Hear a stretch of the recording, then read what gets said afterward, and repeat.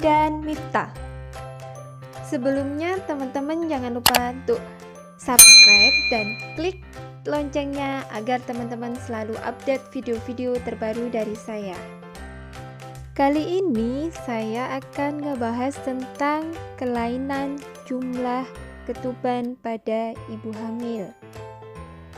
Kelainan jumlah air ketuban sendiri dibagi menjadi dua, atau ada dua kelainan. Yang pertama polyhydramnion dan yang kedua oligohydramnion. Apa itu polyhydramnion? Polyhydramnion merupakan kondisi berlebihan atau menumpuknya cairan ketuban. Pada umumnya hal ini bisa terjadi dan tidak menyebabkan gangguan atau hanya gangguan ringan.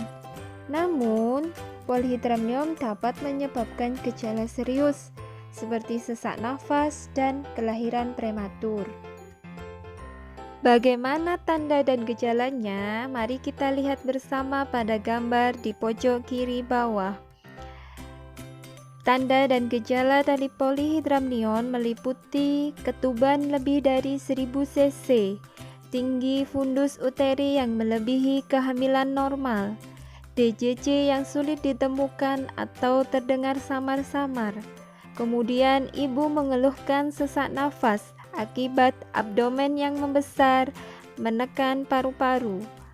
Pada abdomen teraba tegang dan terlihat licin, mengkilat.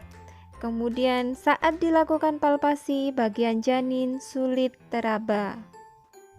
Setelah kita mengetahui tanda dan gejala dari polyhydramnion, maka kita perlu mengantisipasi komplikasi apa yang mungkin terjadi, seperti kemungkinan terjadi ketuban pecah dini, kelahiran prematur, potensi persalinan seksio sesarea, obruptio placenta, serta perdarahan postpartum akibat tonus otot yang mengalami peregangan maksimal.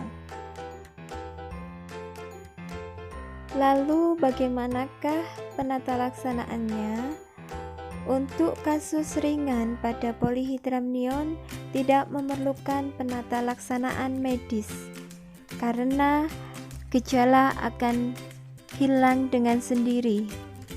Tetapi untuk kasus-kasus kegawat daruratan, maka kita perlu merujuk atau berkolaborasi dengan dokter spesialis OB/GYN.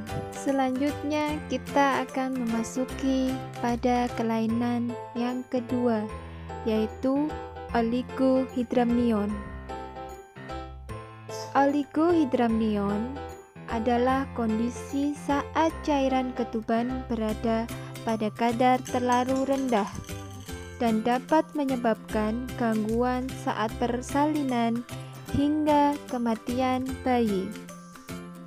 Bagaimanakah tanda dan gejalanya? Mari bersama kita lihat pada gambar di pojok kiri. Terlihat bahwa cairan ketuban kurang dari 500 cc. Diketahui dari jarak antara selaput ketuban dengan janin sangat dekat sehingga jumlah cairan di dalamnya terlalu sedikit.